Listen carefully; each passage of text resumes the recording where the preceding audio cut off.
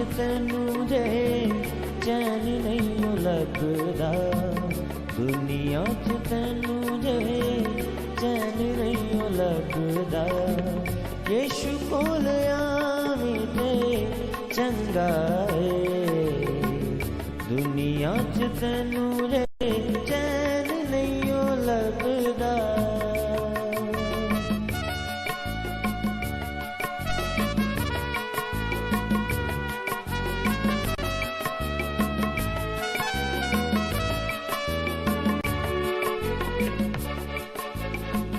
पापा दे हनेरियां च किथे लंघा जाना है, उच्चे नीवें थावां विच खेडे पिया खाना है। पापा दे हनेरियां च किथे लंघा जाना है, उच्चे नीवें थावां विच खेडे पिया खाना है। तेरा जेड़ा पार चुके तैनू नहीं लगदा, तेरा जेड़ा पार चुके तैनू नहीं लगदा। यीशु कोल आवें ते चंगा है, दुनिया च तैनू जे चैन नहीं लगदा।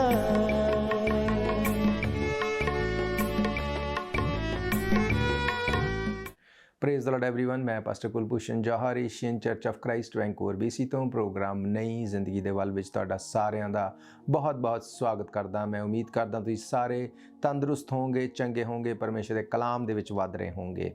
ਆਓ ਹਰ ਵਾਰ ਦੀ ਤਰ੍ਹਾਂ ਅਸੀਂ ਪਰਮੇਸ਼ਰ ਦੇ ਕਲਾਮ ਚੋਂ ਸਿੱਖਣ ਤੋਂ ਪਹਿਲਾਂ ਆਪਣੀਆਂ ਅੱਖਾਂ ਨੂੰ ਬੰਦ ਕਰੀਏ, ਆਪਣੇ ਸਿਰਾਂ ਨੂੰ ਝੁਕਾਈਏ। ਆਓ ਅਸੀਂ ਪ੍ਰਾਰਥਨਾ ਦੇ ਵਿੱਚ ਜਾਈਏ। ਸਰਵ ਸ਼ਕਤੀਮਾਨ ਪਰਮੇਸ਼ਰ ਯੀਸ਼ੂ ਮਸੀਹ ਨਾਸਰੀ, ਤੁਹਾਡਾ ਧੰਨਵਾਦ ਕਰਦੇ ਹਾਂ, ਤੁਸੀਂ ਇਹ ਮੌਕਾ ਦਿੱਤਾ ਅਸੀਂ ਤੁਹਾਡੀ ਹਜ਼ੂਰੀ 'ਚ ਬੈਠ ਸਕੀਏ, ਤੁਹਾਡੇ ਵਚਨਾਂ ਵਿੱਚੋਂ ਸਿੱਖ ਸਕੀਏ, ਇਸ ਕਲਾਮ ਨੂੰ ਖੁਦਾਵੰਦ ਆਪਣੀ ਜ਼ਿੰਦਗੀ ਦੇ ਵਿੱਚ ਲੈ ਸਕੀਏ। ਮਹਾਨ ਪਰਮੇਸ਼ਰ, ਹੁਣ ਦੋ ਕਿ ਅੱਜ ਜਦੋਂ ਅਸੀਂ ਤੁਹਾਡਾ ਕਲਾਮ ਪੜ੍ਹੀਏ, ਉਹਨੂੰ ਸੁਣੀਏ, ਸਾਡੀ ਜ਼ਿੰਦਗੀ ਚੇਂਜ ਹੋਵੇ, ਸਾਡੀ ਲਾਈਫ, ਸਾਡਾ ਲਾਈਫ ਸਟਾਈਲ ਚੇਂਜ ਹੋਵੇ ਅਤੇ ਅਸੀਂ ਨਵੀਂ ਜ਼ਿੰਦਗੀ ਦੇ ਵੱਲ ਜਾਈਏ। ਹਰ ਉਲਝਾਉਣ ਵਾਲੀ ਆਤਮਾ, ਹਰ ਇੱਕ ਉਹ ਸਪਿਰਿਟ ਜੋ ਤੇਰੇ ਵਚਨਾਂ ਤੋਂ ਸਾਨੂੰ ਦੂਰ ਕਰਦੀ ਹੈ, ਯੀਸ਼ੂ ਮਸੀਹ ਦੇ ਨਾਮ 'ਚ ਅਸੀਂ ਉਹਨੂੰ ਕੈਂਸਲ ਕਰਦੇ ਹਾਂ। ਤੁਹਾਡੇ ਵਚਨਾਂ ਨੂੰ ਸਮਝ ਦੇਣ ਦਾ ਸਾਨੂੰ ਸਪਿਰਿਟ ਦੇਣਾ, ਵਚਨਾਂ ਨੂੰ ਸਮਝ ਸਕੀਏ ਖੁਦਾਵੰਦ, ਉਹ ਆਤਮਾ ਦੇਣਾ, ਤੁਹਾਡੇ ਵਚਨਾਂ ਦੇ ਉੱਤੇ ਮੈਡੀਟੇਟ ਕਰ ਸਕੀਏ। ਯੀਸ਼ੂ ਮਸੀਹ ਦੇ ਸਾਮਰਥੀ ਨਾਮ ਦੇ ਵਿੱਚ ਅਸੀਂ ਮੰਗਦੇ ਹਾਂ, ਆਮੀਨ ਆਮੀਨ। ਤੁਸੀਂ ਵੀ ਬੋਲ ਸਕਦੇ ਹੋ ਆਮੀਨ। ਆਮੀਨ ਦਾ ਮਤਲਬ ਜੋ ਕੁਝ ਅਸੀਂ ਮੰਗਿਆ ਪ੍ਰਭੂ ਯੀਸ਼ੂ ਮਸੀਹ ਉਹਨੂੰ ਉਸੇ ਤਰ੍ਹਾਂ ਰਿਲੀਜ਼ ਕਰਨ। ਤੇ ਵਿੱਚ ਜਦੋਂ ਮੈਂ ਹਾਲੇਲੂਇਆ ਵਰਡ ਦਾ ਇਸਤੇਮਾਲ ਕਰਦਾ ਤਾਂ ਸ਼ਾਇਦ ਕੋਈ ਮੇਰਾ ਭੈਣ ਭਰਾ ਇਸ ਵਰਡ ਦਾ ਮਤਲਬ ਨਾ ਜਾਣਦਾ ਹੋਵੇ। ਮੈਂ ਤੁਹਾਨੂੰ ਦੱਸਣਾ ਚਾਹੁੰਦਾ, ਹਾਲੇਲੂਇਆ ਦਾ ਮਤਲਬ ਹੈ ਆਸਮਾਨ ਦੇ ਵਿੱਚ ਪ੍ਰਭੂ ਯੀਸ਼ੂ ਮਸੀਹ ਦੇ ਨਾਮ ਦੀ ਸਤੁਤੀ ਹੋਵੇ। ਹਾਲੇਲੂਇਆ। ਤਾਂ ਆਓ ਅਸੀਂ ਪਰਮੇਸ਼ਰ ਦੇ ਕਲਾਮ ਦੇ ਵਿੱਚੋਂ, ਉਹਦੇ ਵਚਨ ਦੇ ਵਿੱਚੋਂ ਇੱਕ ਅਲੱਗ ਵਿਸ਼ੇ ਨੂੰ ਅੱਜ ਦੇਖਾਂਗੇ। ਜੋ ਵਿਸ਼ਾ ਅੱਜ ਮੈਂ ਤੁਹਾਡੇ ਨਾਲ ਵੰਡਣਾ ਚਾਹੁੰਦਾ, ਮੈਂ ਜਾਣਦਾ ਇਹ ਵਿਸ਼ਾ ਹਰੇਕ ਦੀ ਲਾਈਫ ਦੇ ਵਿੱਚ ਟਰਬਲ ਦਿੰਦਾ, ਪਰ ਮੈਂ ਤੁਹਾਨੂੰ ਅੱਜ ਦੱਸਾਂਗਾ ਕਿ ਕਿਸ ਤਰ੍ਹਾਂ ਪਰਮੇਸ਼ਰ ਦਾ ਵਚਨ ਤੁਹਾਨੂੰ ਤੁਹਾਡੀ ਟਰਬਲਸ ਦੇ ਵਿੱਚੋਂ ਕੱਢ ਸਕਦਾ। ਹਾਲੇਲੂਇਆ। ਅਸੀਂ ਪੜ੍ਹਾਂਗੇ ਪਰਮੇਸ਼ਰ ਦੇ ਕਲਾਮ ਦੇ ਵਿੱਚੋਂ ਫਿਲਿੱਪੀਅਨ ਦੀ ਕਿਤਾਬ, ਉਹਦਾ 4 ਅਧਿਆਏ, ਉਹਦੀ 4 ਆਇਤ ਤੋਂ ਮੈਂ ਤੁਹਾਡੇ ਲਈ ਪੜ੍ਹਾਂਗਾ। ਇੱਥੇ ਲਿਖਿਆ, ਹਮੇਸ਼ਾ ਖੁਸ਼ ਰਹੋ। ਮੈਂ ਫਿਰ ਕਹਿੰਦਾ ਹਾਂ, ਖੁਸ਼ ਰਹੋ। ਸਭ ਮਨੁੱਖਾਂ ਨਾਲ ਨਮਰਤਾ ਵਾਲਾ ਵਰਤਾਵ ਕਰੋ, ਪ੍ਰਭੂ ਨੇੜੇ ਹੈ। ਕਿਸੇ ਵੀ ਗੱਲ ਦੀ ਚਿੰਤਾ ਨਾ ਕਰੋ, ਸਗੋਂ ਜੋ ਕੁਝ ਵੀ ਹੋਵੇ ਪ੍ਰਭੂ ਪਰਮੇਸ਼ਰ ਨੂੰ ਦੱਸੋ। ਗੱਲ ਕੀ, ਪ੍ਰਾਰਥਨਾਵਾਂ ਅਤੇ ਅਰਦਾਸਾਂ ਦੁਆਰਾ ਉਸ ਦਾ ਧੰਨਵਾਦ ਕਰੋ। ਤਦ ਪਰਮੇਸ਼ਰ ਦੀ ਸ਼ਾਂਤੀ, ਜੋ ਸਾਡੀ ਸਾਰੀ ਸਮਝ ਤੋਂ ਪਰੇ ਹੈ, ਮਸੀਹ ਵਿੱਚ ਤੁਹਾਡੇ ਮਨਾਂ ਅਤੇ ਵਿਚਾਰਾਂ ਦੀ ਰਾਖੀ ਕਰੇਗੀ। ਹਾਲੇਲੂਇਆ। ਪਰਮੇਸ਼ਰ ਦਾ ਵਚਨ ਸੰਤ ਪੌਲੂਸ ਦੇ ਦੁਆਰਾ ਸਾਨੂੰ ਜੋ ਦਿੱਤਾ ਗਿਆ, ਉਹ ਇਹ ਗੱਲ ਕਹਿੰਦਾ ਕਿ ਹਮੇਸ਼ਾ ਖੁਸ਼ ਰਹੋ। ਮੈਂ ਫਿਰ ਕਹਿਣਾ, ਹਮੇਸ਼ਾ ਖੁਸ਼ ਰਹੋ। ਕੀ ਇਹ ਪੋਸੀਬਲ ਹੈ ਕਿ ਅਸੀਂ ਹਮੇਸ਼ਾ ਖੁਸ਼ ਰਹੀਏ? ਕੀ ਇਹ ਪੋਸੀਬਲ ਹੈ ਕਿ ਹਮੇਸ਼ਾ ਅਸੀਂ ਰਿਜੋਇਸ ਕਰੀਏ, ਅਸੀਂ ਹਮੇਸ਼ਾ ਇੱਕੋ ਹੀ ਮੂਡ ਦੇ ਵਿੱਚ ਰਹੀਏ? ਇਹ ਪੋਸੀਬਲ ਤਾਂ ਨਹੀਂ, ਪਰ ਅਸੀਂ ਪਰਮੇਸ਼ਰ ਦੇ ਵਚਨ ਵਿੱਚੋਂ ਹੋ ਕੇ ਇਹਨੂੰ ਪੋਸੀਬਲ ਕਰ ਸਕਦੇ ਹਾਂ। ਮੈਂ ਤੁਹਾਨੂੰ ਦੱਸਾਂਗਾ ਕਿ ਕਿਉਂ ਜ਼ਰੂਰੀ ਹੈ ਹਮੇਸ਼ਾ ਖੁਸ਼ ਰਹਿਣਾ। ਜੇ ਸੰਤ ਪੌਲੂਸ ਨੇ ਗੱਲ ਕਹੀ, ਪਰਮੇਸ਼ਰ ਦੇ ਬਹੁਤ ਵੱਡੇ ਸੰਤ ਹੋਏ ਸੰਤ ਪੌਲੂਸ, ਜੇ ਉਹਨਾਂ ਨੇ ਗੱਲ ਲਿਖੀ ਤਾਂ ਉਹ ਇਸ ਕਰਕੇ ਨਹੀਂ ਲਿਖੀ ਕਿ ਤੁਹਾਨੂੰ ਸਿਰਫ ਇੱਕ ਟੈਂਪਰੇਰੀ ਰਿਜੋਇਸ ਦੇਣ ਲਈ, ਤੁਹਾਨੂੰ ਸਿਰਫ ਖੁਸ਼ ਕਰਨ ਲਈ, ਕਿਉਂਕਿ ਉਹ ਕਹਿੰਦੇ ਕਿ ਜੇ ਮੈਂ ਮਨੁੱਖਾਂ ਨੂੰ ਖੁਸ਼ ਕਰਦਾ ਤਾਂ ਪਰਮੇਸ਼ਵਰ ਦਾ ਦਾਸ ਨਾ ਹੁੰਦਾ। ਜੇ ਉਹ ਇਹ ਗੱਲ ਕਹਿ ਰਹੇ ਨੇ ਕਿ ਖੁਸ਼ ਰਹੋ, ਮੈਂ ਫਿਰ ਕਹਿਣਾ ਹਮੇਸ਼ਾ ਖੁਸ਼ ਰਹੋ, ਤਾਂ ਇਹਦੇ ਪਿੱਛੇ ਬਹੁਤ ਵੱਡਾ ਇੱਕ ਰਾਜ਼ ਛੁਪਿਆ ਹੋਇਆ, ਇੱਕ ਬਹੁਤ ਵੱਡਾ ਸੀਕ੍ਰੇਟ ਹੈ ਇਹਦੇ ਪਿੱਛੇ। ਕਿਉਂ ਸੰਤ ਪੌਲੁਸ ਨੇ ਕਿਹਾ ਖੁਸ਼ ਰਹੋ? ਮੈਂ ਤੁਹਾਨੂੰ ਦੱਸਾਂਗਾ ਵਚਨ ਦੇ ਵਿੱਚੋਂ। ਜਦੋਂ ਅਸੀਂ ਖੁਸ਼ ਨਹੀਂ ਹੁੰਦੇ, ਜਦੋਂ ਅਸੀਂ ਸੈਡ ਹੁੰਨੇ ਆ, ਦੁਖੀ ਹੁੰਨੇ ਆ, ਇਸ ਦੁੱਖ ਦੇ ਨਾਲ ਜੋ ਅਸੀਂ ਆਪਣੀ ਸਪਿਰਿਟ ਦੇ ਵਿੱਚ ਫੀਲ ਕਰਦੇ ਆ, ਨਾ ਸਿਰਫ ਅਸੀਂ ਆਪਣੀ ਫਿਜ਼ੀਕਲ ਬਾਡੀ ਨੂੰ ਇਹਦੇ ਨਾਲ ਨੁਕਸਾਨ ਕਰਦੇ ਆ, ਇਹਦੇ ਨਾਲ ਅਸੀਂ ਆਪਣੀ ਸਪਿਰਿਟ ਨੂੰ ਵੀ ਨੁਕਸਾਨ ਕਰਦੇ ਆ। ਤੇ ਜਦੋਂ ਸਾਡੀ ਸਪਿਰਿਟ ਇਸ ਸੈਡਨੈਸ ਦੇ ਵਿੱਚ ਚਲੀ ਜਾਂਦੀ ਹੈ, ਉਸ ਵਕਤ ਸਭ ਤੋਂ ਜ਼ਿਆਦਾ ਖਤਰਨਾਕ ਗੱਲ ਕੀ ਹੁੰਦੀ ਹੈ ਕਿ ਪਰਮੇਸ਼ਰ ਦਾ ਆਤਮਾ ਸਾਡੇ ਨਾਲ ਗੱਲ ਨਹੀਂ ਕਰ ਸਕਦਾ। ਇਸੇ ਲਈ ਸੰਤ ਪੌਲੁਸ ਨੇ ਕਿਹਾ ਹਮੇਸ਼ਾ ਖੁਸ਼ ਰਹੋ। ਜੇ ਤੁਸੀਂ ਬਿਮਾਰੀ ਚੋਂ ਤੁਸੀਂ ਖੁਸ਼ ਨਹੀਂ ਹੋ ਸਕਦੇ ਹੋ, ਤੁਸੀਂ ਫਾਈਨੈਂਸ਼ੀਅਲੀ ਸਟਰਗਲ ਚੋਂ ਖੁਸ਼ ਨਹੀਂ ਹੋ ਸਕਦੇ, ਤੁਹਾਡੇ ਬੱਚੇ ਤੁਹਾਡੇ ਕਹਿਣੇ 'ਚ ਨਹੀਂ, ਤੁਸੀਂ ਖੁਸ਼ ਨਹੀਂ ਹੋ ਸਕਦੇ, ਤੁਹਾਡੇ ਪੇਰੈਂਟਸ ਟਰਬਲ 'ਚ ਨੇ, ਤੁਸੀਂ ਖੁਸ਼ ਨਹੀਂ ਹੋ ਸਕਦੇ, ਤੁਹਾਡੇ ਕੋਈ ਜੌਬ ਨਹੀਂ, ਤੁਸੀਂ ਖੁਸ਼ ਨਹੀਂ ਹੋ ਸਕਦੇ। ਪਰ ਜੇ ਤੁਸੀਂ ਪਰਮੇਸ਼ਰ ਦੇ ਕਲਾਮ ਦੀ ਇੰਪੋਰਟੈਂਸ ਨੂੰ ਜਾਣਦੇ ਹੋ, ਤੁਸੀਂ ਉਹਨਾਂ ਸਿਚੁਏਸ਼ਨਸ ਦੇ ਵਿੱਚ ਵੀ ਬਾਈਬਲ ਚੱਕੋਗੇ, ਉਹ ਵਰਸਿਸ ਕੱਢੋਗੇ, ਉਹ ਆਇਤਾਂ ਕੱਢੋਗੇ ਜਿੱਥੇ ਲਿਖਿਆ ਕਿ ਤੇਰੀ ਬਿਮਾਰੀ ਤੋਂ ਚੰਗੇ ਹੋਣ ਲਈ ਯਿਸੂ ਮਸੀਹ ਨੇ ਕੀ ਕੀਤਾ, ਤੇਰੇ ਫਾਈਨੈਂਸ ਨੂੰ ਸੁਧਾਰਨ ਵਾਸਤੇ ਤੂੰ ਕੀ ਕਰ ਸਕਦਾ ਜਿਸ ਦੇ ਨਾਲ ਤੂੰ ਉਸ ਪ੍ਰੋਬਲਮ ਚੋਂ ਨਿਕਲ ਸਕੇ, ਤੇਰੇ ਬੱਚੇ ਤੇਰੇ ਕਹਿਣੇ ਦੇ ਵਿੱਚ ਹੋਣ, ਤੂੰ ਕੀ ਕਰੇ, ਤੇਰੇ ਪੇਰੈਂਟਸ ਲੰਬੀ ਉਮਰ ਤੇ ਤੰਦਰੁਸਤ ਰਹਿਣ ਉਹਦੇ ਵਾਸਤੇ ਤੂੰ ਕੀ ਕਰੇ, ਤੂੰ ਲੰਬੀ ਉਮਰ ਤੇ ਤੰਦਰੁਸਤੀ ਦੀ ਲਾਈਫ ਚੋਂ ਤੂੰ ਜੀ ਸਕੇ, ਉਹਦੇ ਵਾਸਤੇ ਬਾਈਬਲ ਕੀ ਕਹਿੰਦੀ ਤੂੰ ਕਰੇ। ਜੇ ਤੁਸੀਂ ਉਸ ਚੀਜ਼ ਨੂੰ ਤੁਸੀਂ ਮੈਡੀਟੇਟ ਕਰੋਗੇ, ਕੱਢੋਗੇ, ਉਹਦੇ ਨਾਲ ਉਹਨਾਂ ਵਚਨਾਂ ਦੇ ਨਾਲ ਜੋ ਤੁਸੀਂ ਪ੍ਰਾਰਥਨਾ 'ਚ ਜਾਓਗੇ, ਤੁਸੀਂ ਹਮੇਸ਼ਾ ਖੁਸ਼ ਰਹਿਣ ਵਾਲੇ ਹੋ। ਹਾਲੇਲੂਇਆ। ਕਿਉਂਕਿ ਬਾਈਬਲ ਇੱਕ ਅਜਿਹੀ ਕਿਤਾਬ ਹੈ ਜਿਹਦੀ ਹਰ ਇੱਕ ਗੱਲ ਦੇ ਪਿੱਛੇ ਕਈ ਬਾਈਬਲਾਂ ਛੁਪੀਆਂ ਹੋਈਆਂ ਨੇ। ਸੰਤ ਪੌਲੁਸ ਨੇ ਕਿਹਾ ਖੁਸ਼ ਰਹੋ। ਮੈਂ ਫਿਰ ਕਹਿਣਾ ਖੁਸ਼ ਰਹੋ। ਕਿਉਂ?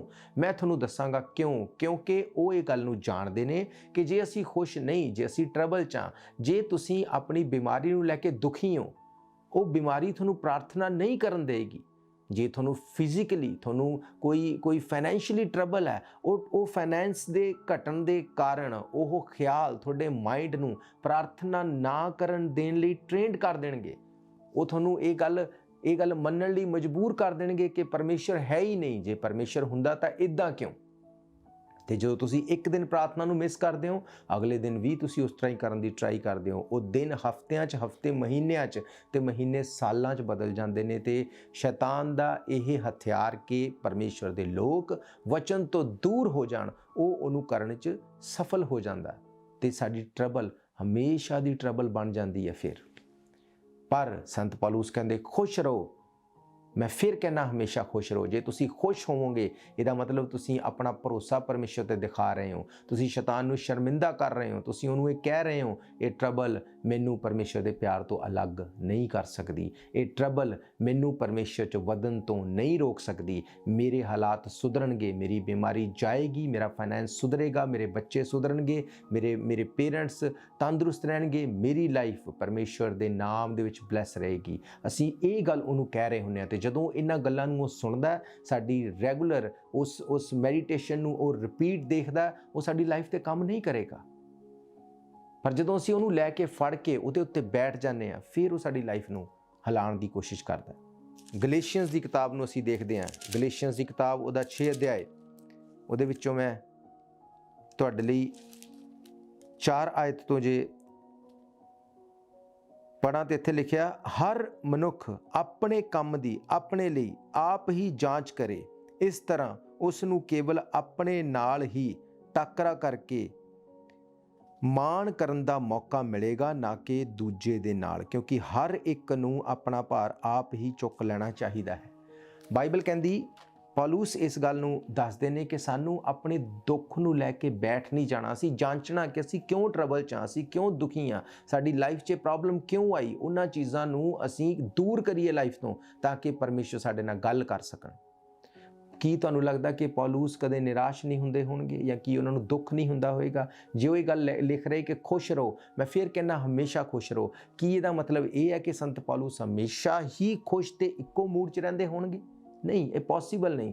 ਅਸੀਂ ਹਿਊਮਨ ਬੀਇੰਗ ਆ। ਪਰ ਉਹ ਕਿਉਂ ਇਸ ਤਰ੍ਹਾਂ ਕਹਿ ਰਹੇ, ਕਿਉਂ ਇਸ ਤਰ੍ਹਾਂ ਲਿਖ ਰਹੇ, ਮੈਂ ਤੁਹਾਨੂੰ ਦੱਸਾਂਗਾ। ਰੋਮਨ ਦੀ ਕਿਤਾਬ ਉਹਦਾ 8 ਅਧਿਆਏ ਜੇ ਆਪਾਂ ਪੜ੍ਹਦੇ ਹਾਂ, ਉਹਦੀ 37 ਆਇਤ ਤੋਂ ਮੈਂ ਤੁਹਾਡੇ ਲਈ ਪੜ੍ਹਾਂ। ਇੱਥੇ ਲਿਖਿਆ, ਪਰ ਨਹੀਂ, ਅਸੀਂ ਉਸ ਦੇ ਦੁਆਰਾ ਜਿਸ ਨੇ ਸਾਨੂੰ ਪਿਆਰ ਕੀਤਾ ਹੈ ਮਹਾਂ ਜੇਤੂ ਸਿੱਧ ਹੁੰਨੇ ਹਾਂ। ਮੇਰਾ ਪੂਰਾ ਵਿਸ਼ਵਾਸ ਹੈ ਕਿ ਸਾਨੂੰ ਕੋਈ ਚੀਜ਼ ਉਸ ਦੇ ਪਿਆਰ ਤੋਂ ਵੱਖਰਾ ਨਹੀਂ ਕਰ ਸਕਦੀ। ਨਾ ਮੌਤ, ਨਾ ਜੀਵਨ, ਨਾ ਸਵਰਗਦੂਤ, ਨਾ ਸ਼ੈਤਾਨ ਦੀਆਂ ਸ਼ਕਤੀਆਂ, ਨਾ ਵਰਤਮਾਨ, ਨਾ ਭਵਿੱਖ, ਨਾ ਪ੍ਰਕਿਰਤਿਕ ਸ਼ਕਤੀਆਂ, ਨਾ ਆਕਾਸ਼ ਦੀਆਂ ਸ਼ਕਤੀਆਂ, ਨਾ ਪਤਾਲ ਦੀਆਂ ਸ਼ਕਤੀਆਂ, ਬਲਕਿ ਸਾਰੀ ਸ੍ਰਿਸ਼ਟੀ ਦੀ ਕੋਈ ਵੀ ਚੀਜ਼ ਸਾਨੂੰ ਪਰਮੇਸ਼ਰ ਦੇ ਪਿਆਰ ਤੋਂ ਜੋ ਪ੍ਰਭੂ ਯੀਸ਼ੂ ਮਸੀਹ ਦੇ ਦੁਆਰਾ ਸਾਡੇ ਤੇ ਪ੍ਰਗਟ ਕੀਤਾ ਗਿਆ ਹੈ ਵੱਖਰਾ ਨਹੀਂ ਕਰ ਸਕਦੀ। ਤੁਹਾਨੂੰ ਕੀ ਲੱਗਦਾ ਕਿ ਸੰਤ ਪੌਲੁਸ ਇਸ ਗੱਲ ਨੂੰ ਉਹ ਕਹਿ ਕੇ ਇਹ ਦੱਸ ਰਹੇ ਆ ਕਿ ਹਾਂ ਮੈਂ ਇਸ ਤਰ੍ਹਾਂ ਦਾ ਵਾਂ?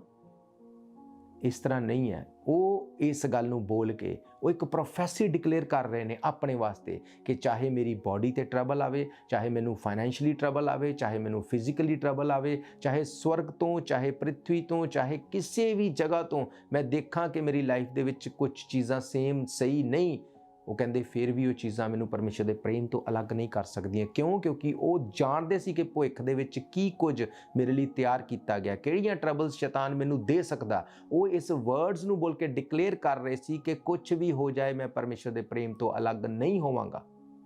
ਉਹ ਇਸ ਗੱਲ ਨੂੰ ਬੋਲ ਕੇ ਇਹ ਦੱਸ ਰਹੇ ਸੀ ਕਿ ਮੈਂ ਖੁਸ਼ ਰਵਾਂਗਾ ਹਮੇਸ਼ਾ। ਕਿਉਂਕਿ ਜੋ ਤੁਸੀਂ ਆਪਣੇ ਮੂੰਹ ਤੋਂ ਚੀਜ਼ਾਂ ਨੂੰ ਬੋਲਦੇ ਹੋ ਇਹ ਚੀਜ਼ਾਂ ਪੂਰੀਆਂ ਹੁੰਦੀਆਂ ਨੇ। ਇਸੇ ਗੱਲ ਨੂੰ ਉਹਨਾਂ ਨੇ 10 ਅਧਿਆਏ ਦੇ ਵਿੱਚ ਵੀ ਕਿਹਾ, ਰੋਮਨ 10 ਦੇ ਵਿੱਚ ਉਹਨਾਂ ਨੇ ਕਿਹਾ ਕਿ ਧਾਰਮਿਕਤਾ ਦੇ ਲਈ ਮਨ ਤੋਂ, ਪਰ ਉਧਾਰ ਦੇ ਲਈ, ਮੁਕਤੀ ਦੇ ਲਈ, ਸਾਲਵੇਸ਼ਨ ਲਈ ਮੂੰਹ ਤੋਂ ਅੰਗੀਕਾਰ ਕਰਨਾ ਪਏਗਾ। ਜੋ ਤੁਸੀਂ ਮੂੰਹ ਤੋਂ ਅੰਗੀਕਾਰ ਕਰੋਗੇ ਪਰਮੇਸ਼ਵਰ ਉਹਨੂੰ ਰਿਲੀਜ਼ ਕਰਨਗੇ। ਤੁਹਾਡੇ ਮੂੰਹ ਤੋਂ ਡਿਕਲੇਅਰ ਕੀਤੇ ਗਏ ਵਰਡਸ ਨੂੰ ਸ਼ੈਤਾਨ ਰੋਕ ਨਹੀਂ ਸਕਦਾ। ਤੇ ਜੇ ਤੁਸੀਂ ਆਪਣੇ ਮੂੰਹ ਤੋਂ ਹੀ ਨੈਗੇਟਿਵਿਟੀ ਰਿਲੀਜ਼ ਕਰ ਰਹੇ ਹੋ ਪਰਮੇਸ਼ਵਰ ਵੀ ਉਹਨੂੰ ਚੇਂਜ ਨਹੀਂ ਕਰ ਸਕਦਾ। ਕਿਉਂਕਿ ਪਰਮੇਸ਼ਰ ਨੇ ਕਿਹਾ ਤੇਰੇ ਮੂੰਹ ਦੇ ਵਿੱਚ ਜ਼ਿੰਦਗੀ, ਤੇਰੇ ਮੂੰਹ ਦੇ ਵਿੱਚ ਮੌਤ ਮੈਂ ਦਿੱਤੀ। ਅਸੀਂ ਯਾਦ ਰੱਖੋ ਪਰਮੇਸ਼ਰ ਦੇ ਸਵਰੂਪ ਬਣਾਏ ਗਏ ਆ। ਸਾਰੀ ਪ੍ਰਿਥਵੀ, ਸਾਰੀ ਸ੍ਰਿਸ਼ਟੀ ਉਹਦੇ ਮੂੰਹ ਦੇ ਵਚਨਾਂ ਦੇ ਨਾਲ ਬਣੀ। ਉਹਨੇ ਸਾਨੂੰ ਸੇਮ ਪਾਵਰਸ ਦਿੱਤੀਆਂ ਨੇ। ਅੱਜ ਵੀ ਅਸੀਂ ਜੋ ਮੂੰਹ ਤੇ ਬੋਲਦੇ ਹਾਂ ਅਸੀਂ ਉਹਨੂੰ ਪੂਰਾ ਹੁੰਦਾ ਦੇਖਦੇ ਹਾਂ। ਜੇ ਤੁਸੀਂ ਖੁਸ਼ ਨਹੀਂ ਹੋ ਤਾਂ ਵੀ ਤੁਸੀਂ ਆਪਣੇ ਮੂੰਹ ਤੋਂ ਇਸ ਵਰਡਸ ਨੂੰ ਰਿਲੀਜ਼ ਕਰੋ, ਪਰਮੇਸ਼ਰ ਮੈਂ ਤੇਰੇ ਵਿੱਚ ਆਨੰਦਿਤ ਹਾਂ ਕਿਉਂਕਿ ਮੇਰੇ ਹਾਲਾਤ ਬਦਲਣਗੇ। ਮੈਨੂੰ ਤੂੰ ਇਸੇ ਲਈ ਆਪਣੇ ਸਵਰੂਪ 'ਚ ਬਣਾਇਆ ਕਿ ਮੈਂ ਆਪਣੇ ਮੂੰਹ ਦੇ ਦੁਆਰਾ ਬੋਲਾਂ, ਆਪਣੇ ਮੂੰਹ ਦੇ ਨਾਲ ਚੀਜ਼ਾਂ ਨੂੰ ਮੈਂ ਕ੍ਰੀਏਟ ਕਰ ਸਕਾਂ ਉਹਨਾਂ ਸਿਚੁਏਸ਼ਨਸ ਨੂੰ ਜੋ ਅੱਜ ਮੇਰੀ ਲਾਈਫ ਦੇ ਵਿੱਚ ਨਹੀਂ। ਤੁਸੀਂ ਆਪਣੇ ਹਾਲਾਤ ਨੂੰ ਚੇਂਜ ਹੁੰਦੇ ਹੋਏ ਦੇਖੋਗੇ। ਤੁਸੀਂ ਦੇਖੋਗੇ ਪਰਮੇਸ਼ਵਰ ਕਿਸ ਤਰ੍ਹਾਂ ਅਦਭੁਤ ਤੇ ਅਜੀਬ ਤਰੀਕੇ ਨਾਲ ਤੁਹਾਡੀ ਲਾਈਫ ਦੇ ਵਿੱਚ ਉਹਨਾਂ ਡਿਵਾਈਨ ਹੈਲਪਰਸ ਨੂੰ ਡਿਵਾਈਨ ਤਰੀਕਿਆਂ ਦੇ ਨਾਲ ਤੁਹਾਡੀ ਲਾਈਫ ਦੇ ਵਿੱਚ ਐਂਟਰ ਕਰਾਏਗਾ। ਅੱਜ ਵੀ ਜੋ ਤੁਸੀਂ ਇਸ ਕਲਾਮ ਨੂੰ ਟੀਵੀ ਦੇ ਮਾਧਿਅਮ ਨਾਲ ਦੇਖ ਰਹੇ ਹੋ ਇੱਕ ਡਿਵਾਈਨ ਹੈਲਪ ਹੈ ਪਰਮੇਸ਼ਰ ਦੇ ਵੱਲੋਂ। ਕਿਉਂਕਿ ਮੈਂ ਜਾਣਦਾ ਆਪਣੀ ਸਪਿਰਿਟ ਦੇ ਵਿੱਚ ਕਿ ਬਹੁਤ ਸਾਰੇ ਅਜਿਹੇ ਲੋਕ ਮੈਨੂੰ ਦੇਖ ਰਹੇ ਆ ਜੋ ਨਾ ਖੁਸ਼ ਨੇ, ਜੋ ਪ੍ਰੋਬਲਮ 'ਚ ਨੇ, ਜੋ ਟਰਬਲ 'ਚ ਨੇ, ਜੋ ਖੁਸ਼ ਨਹੀਂ ਹੈ। ਮੈਂ ਤੁਹਾਨੂੰ ਦੱਸਣਾ ਚਾਹੁੰਦਾ ਮੇਰੇ ਭੈਣੋ ਤੇ ਮੇਰੇ ਭਰਾਵੋ, ਮੈਨੂੰ ਦੱਸਣਾ ਚਾਹੁੰਦਾ ਕਿ ਤੁਹਾਡੇ ਦੁਖੀ ਰਹਿਣ ਨਾਲ ਤੁਹਾਡੇ ਹਾਲਾਤ ਚੇਂਜ ਨਹੀਂ ਹੋਣਗੇ, ਬਲਕਿ ਜੋ ਤੁਸੀਂ ਦੁਖੀ ਹੋਵੋਗੇ ਤੁਸੀਂ ਆਪਣੇ ਮੂੰਹ ਤੋਂ ਆਪਣੇ ਲਈ ਹੀ ਕਰਸ ਰਿਲੀਜ਼ ਕਰੋਗੇ ਤੇ ਜਿਹਦੇ ਵਿੱਚ ਪਰਮੇਸ਼ਵਰ ਕੁਝ ਨਹੀਂ ਕਰ ਸਕਦਾ। ਬਾਈਬਲ ਕਹਿੰਦੀ ਜਦੋਂ ਯਿਸੂ ਮਸੀਹ ਬੱਦਲਾਂ ਦੇ ਉੱਤੇ ਉਠਾਏ ਜਾਣ ਵਾਲੇ ਸੀ ਉਹਨਾਂ ਨੇ ਕੀ ਕਿਹਾ? ਉਹਨਾਂ ਨੇ ਕਿਹਾ ਮੈਂ ਜਾ ਰਿਹਾ ਪਰ ਪਿਤਾ ਤੋਂ ਮੈਂ ਪ੍ਰਾਰਥਨਾ ਕਰਦਾ ਕਿ ਤੁਹਾਡੇ ਲਈ ਇੱਕ ਸਹਾਇਕ ਨੂੰ ਦਿੱਤਾ ਜਾਵੇ ਜਿਹੜਾ ਤੁਹਾਨੂੰ ਹੁਣ ਤੁਹਾਡੇ ਨਾਲ ਨਹੀਂ ਤੁਹਾਡੇ ਵਿਚਕਾਰ ਤੁਹਾਡੇ ਅੰਦਰ ਹੋਏਗਾ। ਉਹ ਪਵਿੱਤਰ ਆਤਮਾ ਤੁਹਾਡੇ ਤੇ ਮੇਰੇ ਅੰਦਰ ਦਿੱਤਾ ਗਿਆ। ਜੇ ਅਸੀਂ ਪਵਿੱਤਰ ਆਤਮਾ ਨੂੰ ਫੀਡ ਕਰਾਂਗੇ ਅਸੀਂ ਉਹਨੂੰ ਜਿਉਂਦਾ ਰੱਖਾਂਗੇ ਤੇ ਜੇ ਉਹ ਜਿਉਂਦਾ ਰਹੇਗਾ ਉਹ ਸਾਡੇ ਨਾਲ ਗੱਲ ਵੀ ਕਰੇਗਾ, ਸਾਨੂੰ ਲੀਡ ਵੀ ਕਰੇਗਾ, ਸਾਨੂੰ ਗਾਈਡ ਵੀ ਕਰੇਗਾ, ਟਰਬਲਸ ਤੋਂ ਕੱਢਣ ਲਈ ਤਰੀਕਾ ਵੀ ਦੱਸੇਗਾ। ਪਰ ਜੇ ਅਸੀਂ ਉਹਨੂੰ ਖੁਦ ਹੀ ਮਾਰ ਦਿੰਨੇ ਆ ਉਹਨੂੰ ਆਪਣੇ ਵਰਡਸ ਦੇ ਨਾਲ, ਪਵਿੱਤਰ ਆਤਮਾ ਦੀ ਫੀਡ ਹੈ ਇਹ ਵਚਨ ਹੈ ਉਹਦੀ ਫੀਡ। ਪਵਿੱਤਰ ਆਤਮਾ ਕਬੂਤਰ ਦੇ ਵਾਂਗੂ ਯਿਸੂ ਮਸੀਹ ਤੇ ਉਤਰਿਆ। ਕਬੂਤਰ ਦਾ ਖਾਣਾ ਕੀ ਹੈ? ਬੀਜ। ਕਬੂਤਰ ਮਾਸ ਮੱਛੀ ਨਹੀਂ ਖਾਂਦਾ, ਇੱਕ ਬੀਜ। ਉਸੇ ਤਰ੍ਹਾਂ ਪਵਿੱਤਰ ਆਤਮਾ ਉਹਦਾ ਭੋਜਨ ਕੀ ਹੈ? ਉਹਦਾ ਭੋਜਨ ਹੈ ਬੀਜ। ਤੇ ਯਿਸੂ ਮਸੀਹ ਨੇ ਕਿਹਾ ਬੀਜ ਪਰਮੇਸ਼ਰ ਦਾ ਵਚਨ ਹੈ। ਇਹ ਵਚਨ ਜਦੋਂ ਤੁਸੀਂ ਉਹਨੂੰ ਦਓਗੇ ਉਹਦੀ ਤੁਹਾਡੀ ਲਾਈਫ ਦੇ ਵਿੱਚ ਜਦੋਂ ਉਸ ਇਨਵੋਲਵਮੈਂਟ ਨੂੰ ਤੁਸੀਂ ਕਰੋਗੇ ਤੁਸੀਂ ਆਪਣੀ ਲਾਈਫ ਨੂੰ ਚੇਂਜ ਹੁੰਦੇ ਹੋਏ ਦੇਖੋਗੇ। ਹਾਲੇਲੂਇਆ। ਅਸੀਂ ਰੁਕਾਂਗੇ ਇੱਕ ਛੋਟੇ ਜਿਹੇ ਬ੍ਰੇਕ ਦੇ ਲਈ। ਬ੍ਰੇਕ ਤੋਂ ਬਾਅਦ ਮੈਂ ਤੁਹਾਨੂੰ ਦੱਸਾਂਗਾ ਕਿ ਜੇ ਤੁਸੀਂ ਸੱਚਮੁੱਚ ਆਨੰਦਿਤ ਰਹੋਗੇ, ਖੁਸ਼ ਰਹੋਗੇ, ਆਪਣੇ ਲਈ ਭਵਿੱਖਬਾਣੀ ਕਰੋਗੇ ਮੂੰਹ ਖੋਲ ਕੇ, ਚੀਜ਼ਾਂ ਚੇਂਜ ਹੋਣਗੀਆਂ। ਤੇ ਮੈਂ ਤੁਹਾਨੂੰ ਦੱਸਾਂਗਾ ਕਿਸ ਤਰ੍ਹਾਂ ਪਰਮੇਸ਼ਵਰ ਤੁਹਾਡੇ ਨਾਲ ਗੱਲ ਕਰਨਗੇ, ਕਿਸ ਤਰ੍ਹਾਂ ਪਵਿੱਤਰ ਆਤਮਾ ਤੁਹਾਨੂੰ ਗੱਲ ਕਰੇਗਾ ਤੇ ਤੁਹਾਨੂੰ ਲੀਡ ਕਰੇਗਾ। ਤੁਹਾਡੀ ਲਾਈਫ ਸੇਮ ਨਹੀਂ ਰਹੇਗੀ। ਅਸੀਂ ਰੁਕਾਂਗੇ ਇੱਕ ਬ੍ਰੇਕ ਦੇ ਲਈ, ਫਿਰ ਅਸੀਂ ਪਰਮੇਸ਼ਰ ਦੇ ਵਚਨ 'ਚੋਂ ਦੇਖਾਂਗੇ।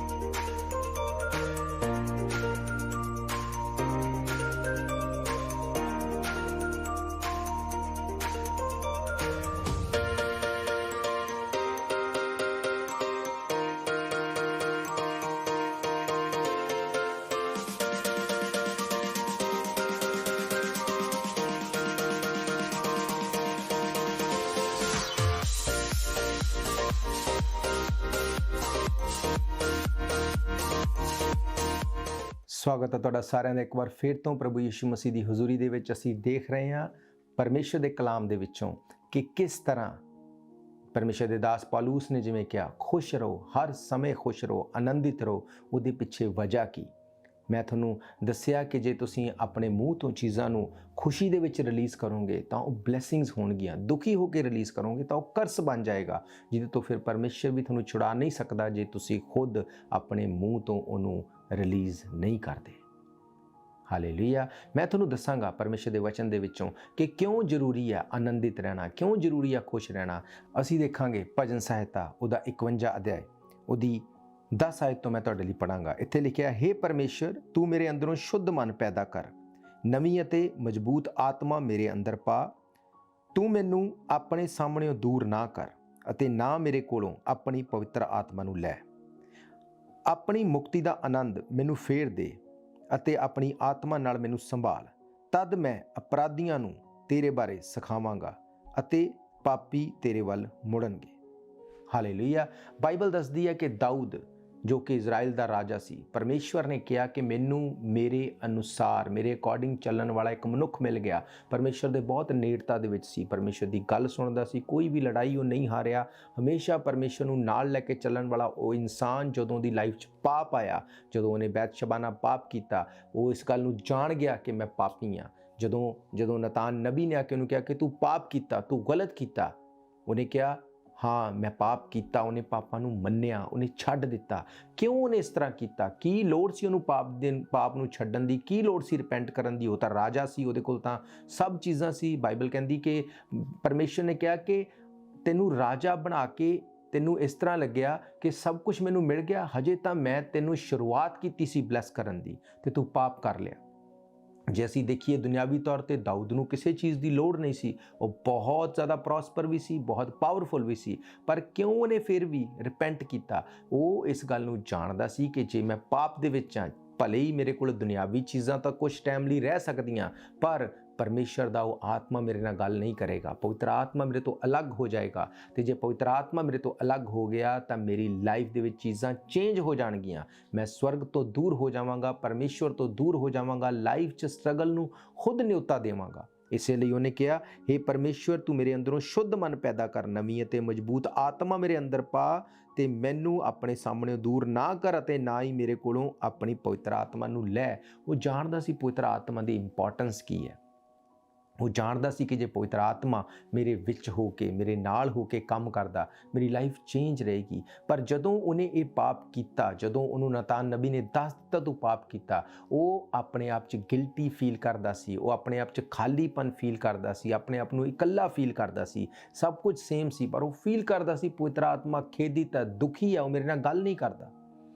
ਜਦੋਂ ਤੁਸੀਂ ਦੁਖੀ ਹੁੰਦੇ ਹੋ, ਪਵਿੱਤਰ ਆਤਮਾ ਦੁਖੀ ਹੁੰਦਾ ਤੇ ਦੁਖੀ ਪਵਿੱਤਰ ਆਤਮਾ ਤੁਹਾਨੂੰ ਲੀਡ ਨਹੀਂ ਕਰ ਸਕਦਾ, ਦੁਖੀ ਪਵਿੱਤਰ ਆਤਮਾ ਤੁਹਾਨੂੰ ਗਾਈਡ ਨਹੀਂ ਕਰ ਸਕਦਾ। ਬਾਈਬਲ ਦੱਸਦੀ ਹੈ ਜਦੋਂ ਯਾਕੂਬ ਦੇ ਪੁੱਤਰ ਯੂਸਫ ਨੂੰ ਉਹਦੇ ਭਰਾਵਾਂ ਨੇ ਮਿਸਰ ਦੇ ਵਿੱਚ ਵੇਚ ਦਿੱਤਾ ਤੇ ਆ ਕੇ ਦੱਸਿਆ ਆਪਣੇ ਪਿਤਾ ਨੂੰ ਕਿ ਸਾਡੇ ਨਾਲ ਜਦੋਂ ਯੂਸਫ ਜਾ ਰਿਹਾ ਸੀ, ਜੰਗਲੀ ਜਾਨਵਰਾਂ ਨੇ ਉੱਤੇ ਅਟੈਕ ਕੀਤਾ, ਉਹਨੂੰ ਮਾਰ ਦਿੱਤਾ, ਉਹਨੂੰ ਫਾੜ ਦਿੱਤਾ, ਉਹਦਾ ਅੰਗ ਰੱਖਾ ਇੱਕ ਜਾਨਵਰ ਦੇ ਲਹੂ 'ਚ ਭਿਉਂ ਕੇ ਲਿਆ ਕੇ ਆਪਣੇ ਪਿਤਾ ਨੂੰ ਦਿਖਾਇਆ। ਲਿਖਿਆ ਉਹ ਇੰਨਾ ਉਦਾਸ ਹੋ ਗਿਆ, ਉਹ ਸ਼ੌਕਡ ਹੋ ਗਿਆ। ਉਹਦੇ ਬੇਟੇ ਬੇਟੀਆਂ ਦੇ ਬਾਰ-ਬਾਰ ਸਮਝਾਉਣ ਤੋਂ ਬਾਅਦ ਵੀ ਉਹ ਇਹੀ ਕਹਿੰਦਾ ਰਿਹਾ ਕਿ ਮੈਂ ਬਹੁਤ ਦੁਖੀ ਹਾਂ, ਮੈਂ ਜਿਵੇਂ ਮੇਰਾ ਬੇਟਾ ਯੂਸਫ ਮਰ ਗਿਆ, ਮੈਂ ਵੀ ਇਸੇ ਤਰ੍ਹਾਂ ਮਰ ਕੇ ਉਹਦੇ ਕੋਲ ਚਲਾ ਜਾਵਾਂਗਾ। ਉਹ ਇੰਨਾ ਦੁਖੀ ਹੋ ਗਿਆ ਕਿ ਉਹ ਇਸ ਗੱਲ ਨੂੰ ਵੀ ਭੁੱਲ ਗਿਆ ਕਿ ਮੈਂ ਕੌਣ ਹਾਂ, ਪਰਮੇਸ਼ਰ ਦਾ ਚੁਣਿਆ ਹੋਇਆ ਬੰਦਾ। ਉਹ ਪ੍ਰਾਰਥਨਾ ਕਰਦਾ ਤੇ ਕੀ ਪਰਮੇਸ਼ਰ ਉਹਨੂੰ ਨਾ ਦੱਸਦਾ ਕਿ ਯੂਸਫ ਸੱਚਮੁੱਚ ਜਿਉਂਦਾ? ਤੇਰੇ ਬੱਚਿਆਂ ਨੇ ਤੈਨੂੰ ਝੂਠ ਬੋਲਿਆ। ਇੰਨਾ ਮਹਾਨ, ਇੰਨਾ ਵੱਡਾ ਹੋਣ ਦੇ ਬਾਵਜੂਦ ਜਦੋਂ ਪਵਿੱਤਰ ਆਤਮਾ ਖੇਦਿਤ ਹੋ ਗਿਆ, ਉਹ ਖੁਦ ਖੇਦਿਤ ਹੋ ਗਿਆ, ਦੁਖੀ ਹੋ ਗਿਆ, ਉਹਨੂੰ ਪਵਿੱਤਰ ਆਤਮਾ ਨੇ ਲੀਡ ਨਹੀਂ ਕੀਤਾ, ਉਹਨੂੰ ਪ੍ਰਾਰਥਨਾ ਕਰਨ ਲਈ ਲੀਡ ਨਹੀਂ ਕੀਤਾ। ਉਹਦਾ ਮਨ ਖੇਦਿਤ ਸੀ, ਦੁਖੀ ਸੀ। ਪਵਿੱਤਰ ਆਤਮਾ ਤੇ ਉਹਨੂੰ ਕੋਈ ਵੀ ਚੀਜ਼ ਉਹਦੇ ਉੱਤੇ ਰਿਵੀਲ ਨਹੀਂ ਕੀਤੀ। ਜਦ ਕਿ ਜੇ ਉਹ ਖੁਸ਼ ਹੁੰਦਾ, ਉਹ ਪਰਮੇਸ਼ਰ ਕੋਲ ਜਾਂਦਾ ਧੰਨਵਾਦ ਦੇ ਨਾਲ, ਪਰਮੇਸ਼ਰ ਤੂੰ ਇੰਨੀਆਂ ਚੀਜ਼ਾਂ ਮੇਰੇ ਲਈ ਕੀਤੀਆਂ, ਇਹ ਵੀ ਤੇਰੇ ਲਈ ਔਖੀ ਨਹੀਂ।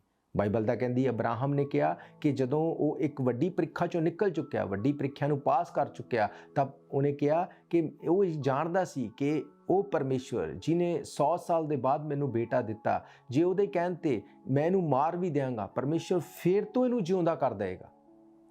ਕਿਉਂ? ਕਿਉਂਕਿ ਉਹ ਪਵਿੱਤਰ ਆਤਮਾ ਦੀ ਆਵਾਜ਼ ਨੂੰ ਸੁਣ ਪਾ ਰਿਹਾ ਸੀ। ਜਦੋਂ ਪਰਮੇਸ਼ਵਰ ਨੇ ਅਬਰਾਹਮ ਨੂੰ ਕਿਹਾ ਜਾ ਤੂੰ ਇਹਦਾ ਬਲੀਦਾਨ ਦੇ ਜਦ ਕਿ ਪਰਮੇਸ਼ਵਰ ਇਨਸਾਨਾਂ ਦਾ ਬਲੀਦਾਨ ਨਹੀਂ ਲੈਂਦਾ, ਪਰ ਬਾਈਬਲ ਕਹਿੰਦੀ ਜਦੋਂ ਪਰਮੇਸ਼ਵਰ ਨੇ ਦੇਖਿਆ ਕਿ ਅਬਰਾਹਮ ਹੁਣ ਮੇਰੇ ਤੋਂ ਜ਼ਿਆਦਾ ਆਪਣੇ ਮੁੰਡੇ, ਆਪਣੇ ਇਕਲੌਤੇ ਬੇਟੇ ਦੇ ਨਾਲ ਜ਼ਿਆਦਾ ਅਟੈਚ ਹੋ ਗਿਆ, ਮੇਰੇ ਨਾਲ ਉਹਦਾ ਟਾਈਮ ਸਪੈਂਡ ਨਹੀਂ ਹੁੰਦਾ, ਤਾਂ ਉਹਨੇ ਕਿਹਾ ਕਿ ਜਾ ਕੇ ਇਹਨੂੰ ਬਲੀਦਾਨ ਕਰ। ਉਹਦਾ ਬਲੀਦਾਨ ਨਹੀਂ ਲੈਣਾ ਸੀ, ਪਰ ਉਹ ਇੱਕ ਪ੍ਰੋਫੈਸੀ ਸੀ ਯੀਸ਼ੂ ਮਸੀਹ ਬਾਰੇ ਕਿ ਕਿੱਦਾਂ ਯੀਸ਼ੂ ਮਸੀਹ ਨਾਸਰੀ ਆਏਗਾ, ਕਿੱਦਾਂ ਉਹ ਸਾਡੇ ਲਈ ਬਲੀਦਾਨ ਦਿੱਤਾ ਜਾਏਗਾ। ਪਰ ਮੈਂ ਤੁਹਾਨੂੰ ਕੀ ਸਮਝਾਉਣਾ ਚਾਹੁੰਦਾ, ਜੇ ਉਸ ਵਕਤ ਅਬਰਾਹਮ ਪਾਪ ਦੇ ਵਿੱਚ ਹੁੰਦਾ, ਗਿਲਟੀਨੈਸ ਹੁੰਦਾ, ਦੁਖੀ ਹੁੰਦਾ, ਤਾਂ ਕਦੇ ਵੀ ਪਵਿੱਤਰ ਆਤਮਾ ਉਹਨੂੰ ਨਾ ਦੱਸਦਾ ਕਿ ਜੇ ਉਹ ਮਰ ਵੀ ਗਿਆ ਤਾਂ ਫਿਰ ਤੋਂ ਜੀ ਉੱਠੇਗਾ। ਉਹ ਆਪਣੇ ਮਾਈਂਡ 'ਚ ਇਹੀ ਸੋਚਦਾ ਕਿ ਹਾਏ 100 ਸਾਲ ਬਾਅਦ ਮੈਨੂੰ ਮੁੰਡਾ ਮਿਲਿਆ, ਮੈਂ ਕਿਉਂ ਜਾਵਾਂ, ਕਿਉਂ ਉਹਨੂੰ ਮਾਰ ਦੇਵਾਂ, ਸ਼ਾਇਦ ਇਹ ਸ਼ੈਤਾਨ ਵੱਲੋਂ ਆਵਾਜ਼ ਆ, ਸ਼ਾਇਦ ਇਹ ਪਰਮੇਸ਼ਵਰ ਮੈਨੂੰ ਪਰਮੇਸ਼ਵਰ ਨਹੀਂ ਕਹਿ ਰਿਹਾ। ਉਹ ਬਹੁਤ ਚੀਜ਼ਾਂ ਨੂੰ ਲੈ ਕੇ ਆਂਦਾ, ਪਰ ਕਿਉਂ ਪਰਮੇਸ਼ਵਰ ਦੀ ਆਵਾਜ਼ ਨੂੰ ਸੁਣ ਸਕਿਆ, ਕਿਉਂ ਉਹਨੇ ਆਪਣਾ ਡਿਸੀਜਨ ਚੇਂਜ ਨਹੀਂ ਕੀਤਾ? ਕਿਉਂਕਿ ਉਹ ਦੁਖੀ ਨਹੀਂ ਸੀ,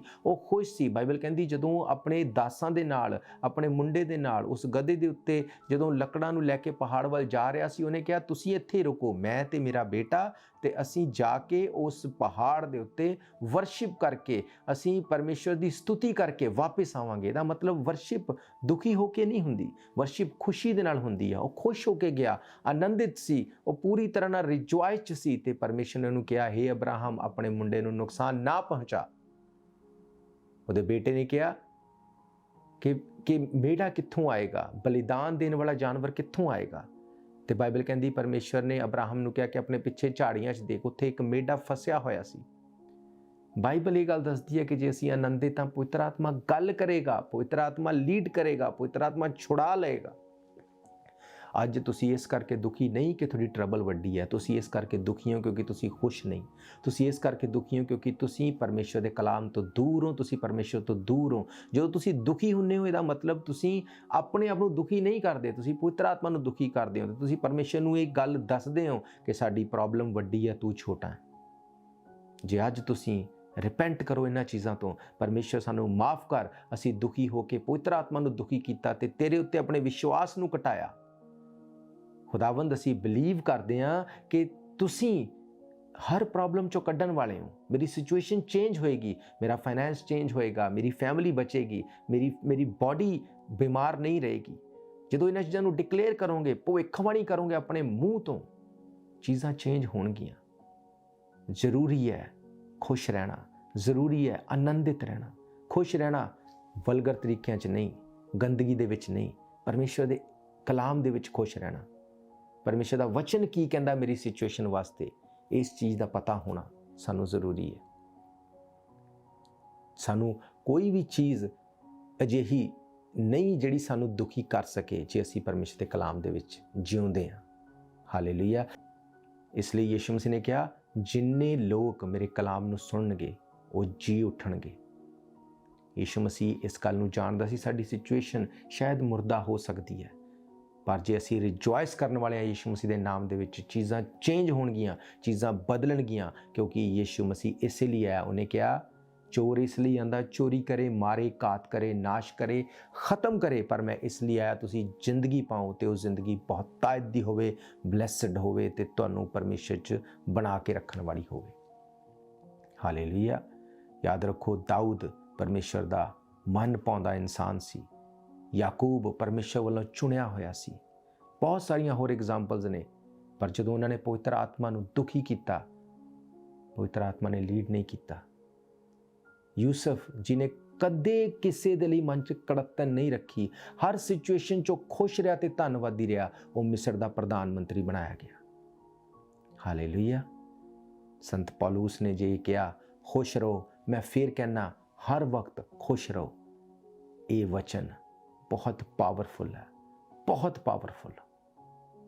ਪਰਮੇਸ਼ਵਰ ਸਾਨੂੰ ਦੁਖੀ ਨਹੀਂ ਕਰਨਾ ਚਾਹੁੰਦਾ। ਤੁਹਾਡੇ ਵਿੱਚੋਂ ਕੌਣ ਅਜਿਹਾ ਮਾਂ ਜਾਂ ਬਾਪ ਹੈ ਜੋ ਆਪਣੇ ਬੱਚਿਆਂ ਨੂੰ ਦੁਖੀ ਰੱਖ ਕੇ ਖੁਦ ਖੁਸ਼ ਹੋਵੇ? ਕੌਣ ਅਜਿਹਾ ਪੇਰੈਂਟ ਹੈ ਜਿਨੇ ਆਪਣੇ ਬੱਚਿਆਂ ਨੂੰ ਇਸ ਕਰਕੇ ਪੈਦਾ ਕੀਤਾ ਕਿ ਮੇਰੇ ਬੱਚੇ ਸਟਰਗਲ 'ਚ ਰਹਿਣ? ਕੌਣ ਅਜਿਹਾ ਜਿਹੜਾ ਕਹਿੰਦਾ ਕਿ ਮੈਂ ਆਪਣੇ ਵੱਡੇ ਬੱਚੇ ਨੂੰ ਇਸ ਕਰਕੇ ਪੈਦਾ ਕੀਤਾ ਇਹ 5 ਸਾਲ ਸਟਰਗਲ 'ਚ ਰਵੇ, ਛੋਟੇ ਨੂੰ ਇਸ ਕਰਕੇ ਪੈਦਾ ਕੀਤਾ ਕਿ ਇਹਦਾ ਫਾਈਨੈਂਸ ਖਰਾਬ ਰਵੇ, ਪਰ ਛੋਟੇ ਨੂੰ, ਉਸ ਤੋਂ ਛੋਟੇ ਨੂੰ ਇਸ ਕਰਕੇ ਪੈਦਾ ਕੀਤਾ ਕਿ ਉਹਦੀਆਂ ਬਿਮਾਰੀਆਂ ਹਮੇਸ਼ਾ ਉਹਨੂੰ ਘੇਰ ਕੇ ਰੱਖਣ? ਕੋਈ ਅਜਿਹਾ ਨਹੀਂ। ਯਿਸੂ ਮਸੀਹ ਕਹਿੰਦਾ ਜੇ ਤੁਸੀਂ ਮਾੜੇ ਹੋ ਕੇ ਆਪਣੇ ਬੱਚਿਆਂ ਨੂੰ ਚੰਗੀਆਂ ਚੀਜ਼ਾਂ ਦੇਣੀਆਂ ਜਾਣਦੇ ਹੋ ਤਾਂ ਮੈਂ ਤੁਹਾਡਾ ਸਵਰਗੀ ਪਿਤਾ ਮੰਗਣ ਵਾਲੇ ਨੂੰ ਚੰਗੀ ਚੀਜ਼ ਕਿਉਂ ਨਹੀਂ ਦਿਆਂਗਾ। ਔਰ ਯੋਹੰਨਾ ਦੀ ਕਿਤਾਬ ਕਹਿੰਦੀ ਉਹ ਚੰਗੀ ਚੀਜ਼ ਪਵਿੱਤਰ ਆਤਮਾ। ਹਾਲੇਲੂਇਆ। ਜੇ ਪਵਿੱਤਰ ਆਤਮਾ ਤੁਹਾਡੀ ਲਾਈਫ ਦੇ ਵਿੱਚ ਕੰਮ ਕਰ ਰਿਹਾ, ਧੰਨਵਾਦ ਕਰੋ।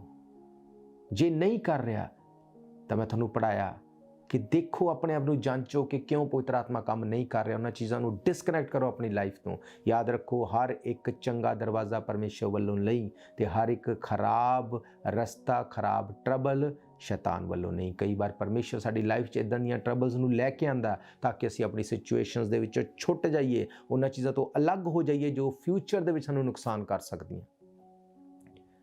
ਕਈ ਵਾਰ ਸ਼ੈਤਾਨ ਜਾਣ-ਬੁੱਝ ਕੇ ਸਾਨੂੰ ਈਜ਼ੀ ਲਾਈਫ ਦੇ ਦਿੰਦਾ, ਇੱਦਾਂ ਦੇ ਲਾਲਚ ਸਾਡੀ ਲਾਈਫ 'ਚੋਂ ਜੋੜ ਦਿੰਦਾ ਤਾਂ ਕਿ ਅਸੀਂ ਉਹਦੇ ਅਧੀਨ ਹੋ ਕੇ ਇੰਨੇ ਨਿਕੰਮੇ ਹੋ ਜਾਈਏ ਤਾਂ ਕਿ ਅਸੀਂ ਪਰਮੇਸ਼ਰ ਨੂੰ ਵੀ ਭੁੱਲ ਜਾਈਏ, ਪਰਮੇਸ਼ਰ ਨਾਲ ਵਕਤ ਦੇਣ ਨੂੰ ਭੁੱਲ ਜਾਈਏ ਤੇ ਸਾਡੀ ਲਾਈਫ ਆਪਣੇ ਆਪ ਸਟਰਗਲ 'ਚ ਹੋ ਜਾਏ। ਜੇ ਤੁਸੀਂ ਅੱਜ ਪ੍ਰਾਰਥਨਾ ਨਹੀਂ ਕਰਦੇ, ਤੁਸੀਂ ਕੱਲ੍ਹ ਵੀ ਪ੍ਰਾਰਥਨਾ ਨਹੀਂ ਕਰੋਗੇ। ਬਹੁਤ ਵਾਰੀ ਸੋਚਦੇ ਹਾਂ ਅਸੀਂ ਕੱਲ੍ਹ ਤੋਂ ਪ੍ਰਾਰਥਨਾ ਕਰਾਂਗੇ, ਅਸੀਂ ਕੱਲ੍ਹ ਤੋਂ ਪਰਮੇਸ਼ਰ ਦੇ ਵਚਨ ਨੂੰ ਪੜ੍ਹਾਂਗੇ। ਉਹ ਕੱਲ੍ਹ ਕਦੀ ਨਹੀਂ ਆਏਗੀ, ਉਹ ਕੱਲ੍ਹ ਕਦੀ ਨਹੀਂ ਆਏਗੀ। ਇਸੇ ਲਈ ਯਿਸੂ ਮਸੀਹ ਨੇ ਕਿਹਾ, ਜੋ ਆਪਣੇ ਗੁਨਾਹਾਂ ਨੂੰ ਮੰਨ ਲੈਂਦਾ ਤੇ ਛੱਡ ਵੀ ਦਿੰਦਾ, ਉਹਦੇ ਗੁਨਾਹ ਮਾਫ ਕੀਤੇ ਜਾਂਦੇ ਨੇ। ਮੰਨ ਕੇ ਛੱਡਣ ਦਾ ਮਤਲਬ ਅੱਜ ਤੋਂ, ਜੇ ਤੁਸੀਂ ਚਾਹੁੰਦੇ ਹੋ ਕਿ ਅੱਜ ਮੇਰੇ ਗੁਨਾਹ ਮਾਫ ਹੋਣ, ਤੇ ਅੱਜ ਤੋਂ ਵਚਨ ਦੇ ਨਾਲ ਜੁੜਨਾ ਵੀ ਤੁਹਾਡੀ ਤੇ ਮੇਰੀ ਜ਼ਿੰਮੇਵਾਰੀ ਹੈ। ਜੇ ਅੱਜ ਪ੍ਰਭੂ ਯਿਸੂ ਮਸੀਹ ਬਦਲਾਂ ਤੇ ਆ ਜਾਏ ਤਾਂ ਕੀ ਅਸੀਂ ਕਵਾਂਗੇ ਕਿ ਨਹੀਂ ਅਸੀਂ ਕੱਲ੍ਹ ਤੇਰੇ ਨਾਲ ਜਾਵਾਂਗੇ, ਅੱਜ ਅਸੀਂ ਨਹੀਂ ਜਾਣਾ? ਨੋ, ਅਸੀਂ ਚਾਹਾਂਗੇ ਕਿ ਅਸੀਂ ਅੱਜ ਹੀ ਉਹਦੇ ਨਾਲ ਚਲੇ ਜਾਈਏ। ਜੇ ਅਸੀਂ ਇਸ ਤਰ੍ਹਾਂ ਦੀ ਸੋਚ ਅਸਮਾਨ ਤੇ ਜਾਣ ਬਾਰੇ ਰੱਖਦੇ ਹਾਂ, ਰੈਪਚਰ 'ਚ ਉਠਾਏ ਜਾਣ ਵਾਸਤੇ ਰੱਖਦੇ ਹਾਂ, ਤਾਂ ਅਸੀਂ ਇਹ ਵੀ ਸੋਚਣਾ ਕਿ ਅਸੀਂ ਪਰਮੇਸ਼ਰ ਦੇ ਕਲਾਮ ਨਾਲ ਅੱਜ ਜੁੜੀਏ। ਹਾਲੇਲੂਇਆ। ਮੇਰਾ ਵਿਸ਼ਵਾਸ ਹੈ ਇਹ ਵਚਨ ਤੁਹਾਡੀ ਲਾਈਫ ਦੇ ਵਿੱਚ ਕੰਮ ਕਰਨਗੇ। ਆਓ ਆਪਣੀਆਂ ਅੱਖਾਂ ਨੂੰ ਬੰਦ ਕਰੀਏ, ਆਪਣੇ ਸਿਰਾਂ ਨੂੰ ਝੁਕਾਈਏ, ਅਸੀਂ ਪ੍ਰਾਰਥਨਾ 'ਚ ਜਾਈਏ। ਤੇ ਜੇ ਤੁਸੀਂ ਆਪਣੀ ਇਸ ਸਿਚੁਏਸ਼ਨ ਤੋਂ ਨਿਕਲਣਾ ਚਾਹੁੰਦੇ ਹੋ, ਤੁਸੀਂ ਇਸ ਪ੍ਰਾਰਥਨਾ ਨੂੰ ਮੇਰੇ ਪਿੱਛੇ ਦੁਹਰਾ ਸਕਦੇ ਹੋ। ਸਰਵ ਸ਼ਕਤੀਮਾਨ ਪਰਮੇਸ਼ਵਰ, ਅਸੀਂ ਤੁਹਾਡਾ ਧੰਨਵਾਦ ਕਰਦੇ ਹਾਂ ਇਨ ਪਾਵਰਫੁਲ ਵਚਨਾਂ ਦੇ ਲਈ। ਖੁਦਾਵੰਦ, ਸ਼ਾਇਦ ਮੈਨੂੰ ਦੇਖਣ ਵਾਲਾ ਮੇਰਾ ਇਹ ਭਰਾ ਜਾਂ ਮੇਰੀ ਭੈਣ ਇਸ ਵਕਤ ਖੁਸ਼ ਨਹੀਂ ਹੈ, ਉਹਦੀ ਜ਼ਿੰਦਗੀ ਦੀ ਟਰਬਲ ਨੇ ਉਹਨੂੰ ਦੁਖੀ ਕੀਤਾ। ਸ਼ੈਤਾਨ ਜਾਣਦਾ ਕਿ ਜੇ ਖੁਸ਼ ਤੇ ਆਨੰਦਿਤ ਰਹਿਣਗੇ ਤਾਂ ਇਹ ਪਵਿੱਤਰ ਆਤਮਾ ਦੀ ਆਵਾਜ਼ ਨੂੰ ਸੁਣ ਸਕਣਗੇ, ਇਸੇ ਲਈ ਉਹ ਦੁੱਖਾਂ ਤੇ ਤਕਲੀਫਾਂ ਨੂੰ ਲੈ ਕੇ ਆਂਦਾ। ਮਹਾਨ ਪਰਮੇਸ਼ਰ, ਮੈਂ ਪ੍ਰਾਰਥਨਾ ਕਰਦਾ ਇਸ ਵਕਤ ਹਰ ਇੱਕ ਮੇਰਾ ਦੇਖਣ ਵਾਲਾ ਭੈਣ ਭਰਾ, ਬੱਚਾ, ਬਜ਼ੁਰਗ, ਖੁਦਾਵੰਦ ਆਪਣੀ ਆਤਮਾ ਦੇ ਵਿੱਚ ਅੱਜ ਆਨੰਦਿਤ ਹੋਵੇ, ਖੁਸ਼ ਹੋਵੇ, ਤਾਂ ਕਿ ਤੁਹਾਡਾ ਪਵਿੱਤਰ ਆਤਮਾ ਉਹਨਾਂ ਨਾਲ ਗੱਲ ਕਰ ਸਕੇ। ਤੁਸੀਂ ਇਸ ਪ੍ਰਾਰਥਨਾ ਨੂੰ ਮੇਰੇ ਪਿੱਛੇ ਦੁਹਰਾ ਸਕਦੇ ਹੋ। ਮਹਾਨ ਪਰਮੇਸ਼ਰ, ਅਸੀਂ ਪਾਪੀ ਲੋਕ ਹਾਂ, ਅਸੀਂ ਖੁਦਾਵੰਦ ਆਪਣੇ ਪਾਪਾਂ ਨੂੰ ਮੰਨਦੇ ਹਾਂ ਤੇ ਛੱਡਦੇ ਹਾਂ। ਤੁਸੀਂ ਸਾਡੇ ਗੁਨਾਹਾਂ ਨੂੰ ਮਾਫ ਕਰੋ, ਸਾਨੂੰ ਆਪਣੇ ਨਾਲ ਮੇਲ ਮਿਲਾਪ ਕਰਾਓ, ਸਾਨੂੰ ਆਪਣੇ ਬੇਟੇ ਤੇ ਬੇਟੀਆਂ ਹੋਣ ਦਾ ਅਧਿਕਾਰ ਦਿਓ। ਅਸੀਂ ਆਪਣੇ ਪਾਪਾਂ ਨੂੰ ਮੰਨ ਕੇ ਛੱਡ ਦਿੰਨੇ ਹਾਂ ਤੇ ਖੁਦਾਵੰਦ ਤੇਰੇ ਵਿੱਚ ਬਣੇ ਰਹਿਣ ਦੇ ਲਈ ਅਸੀਂ ਤੇਰੇ ਤੋਂ ਗ੍ਰੇਸ ਨੂੰ ਮੰਗਦੇ ਹਾਂ। ਯਿਸੂ ਮਸੀਹ ਦੇ ਸਾਮਰਥੀ ਨਾਮ 'ਚ ਅਸੀਂ ਮੰਗਦੇ ਹਾਂ। ਆਮੀਨ, ਆਮੀਨ, ਹਾਲੇਲੂਇਆ। ਮੇਰਾ ਵਿਸ਼ਵਾਸ ਹੈ ਇਹ ਵਚਨ ਤੁਹਾਡੀ ਜ਼ਿੰਦਗੀ 'ਚ ਕੰਮ ਕਰਨਗੇ। ਤੇ ਮੈਂ ਤੁਹਾਨੂੰ ਦੱਸਣਾ ਚਾਹੁੰਦਾ, ਜੇ ਤੁਸੀਂ ਇਨ ਪਰਸਨ ਚਰਚ ਦੇ ਵਿੱਚ ਆ ਕੇ ਸਾਡੇ ਨਾਲ ਸਭਾ ਨੂੰ ਅਟੈਂਡ ਕਰਨਾ ਚਾਹੁੰਦੇ ਹੋ, ਹਰ ਇਤਵਾਰ ਦੁਪਹਿਰੇ 1 ਵਜੇ ਅਸੀਂ ਮਿਲ ਕੇ ਪਰਮੇਸ਼ਰ ਦੇ ਭਵਨ ਦੇ ਵਿੱਚ ਪਰਮੇਸ਼ਰ ਦੇ ਨਾਮ ਨੂੰ ਮਹਿਮਾ ਦਿੰਦੇ ਹਾਂ। ਐਡਰੈਸ ਤੁਸੀਂ ਜਾਣਦੇ ਹੋ, 660 East 51st avenue, Vancouver, BC। ਤੇ ਜੇ ਤੁਹਾਡਾ ਕੋਈ ਵੀ ਕੁਐਸਚਨ ਹੈ, ਕੋਈ ਪ੍ਰੇਅਰ ਰਿਕੁਐਸਟ ਹੈ, ਤਦ ਵੀ ਤੁਸੀਂ ਸਾਨੂੰ ਕਾਲ ਕਰ ਸਕਦੇ ਹੋ 7788922250 604-454-0101। ਸੋ ਤੁਸੀਂ ਪਰਮੇਸ਼ਰ ਦੇ ਤੇ ਪਰਮੇਸ਼ਰ ਦੇ ਕਲਾਮ ਦੇ ਨਾਲ ਜੁੜ ਕੇ ਆਪਣੀ ਸਿਚੁਏਸ਼ਨ ਨੂੰ ਚੇਂਜ ਕਰ ਸਕਦੇ ਹੋ, ਖੁਸ਼ ਰਹਿ ਕੇ ਆਪਣੀ ਸਿਚੁਏਸ਼ਨ ਨੂੰ ਚੇਂਜ ਕਰ ਸਕਦੇ ਹੋ। ਮੇਰਾ ਫੇਥ ਹੈ ਇਹ ਵਚਨ ਤੁਹਾਡੀ ਜ਼ਿੰਦਗੀ 'ਚ ਬਹੁਤ ਸਾਰਾ ਫਰੂਟ ਲੈ ਕੇ ਆਉਣਗੇ। ਅਸੀਂ ਫਿਰ ਮਿਲਾਂਗੇ ਅਗਲੇ ਹਫਤੇ ਪਰਮੇਸ਼ਰ ਦੇ ਕਲਾਮ ਦੇ ਨਾਲ। ਤਦ ਤੱਕ ਲਈ ਤੁਹਾਨੂੰ ਸਾਰਿਆਂ ਨੂੰ ਪ੍ਰੇਜ਼ ਦਾ ਲਾਰਡ, ਜੈ ਮਸੀਹ ਦੀ। God bless you all.